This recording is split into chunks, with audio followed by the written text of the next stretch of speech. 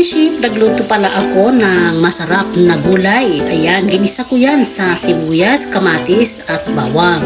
Tapos nilagyan ko na rin ng konting bagoong. Ang nilagay ko dito ay itlog.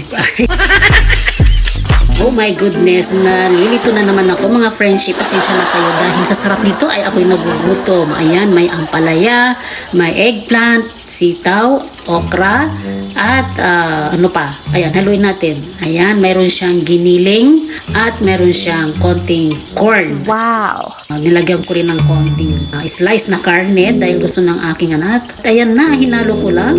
Nilagyan ko din ng konting hipon, mga ilang piraso lang.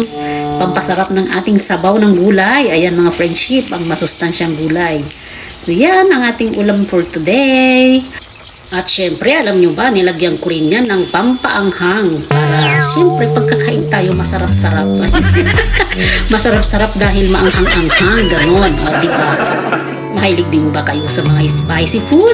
Aba, masarap yun. Yung pampagana ba? Yung manhang-anghang, diba? Ayan, thank you for watching.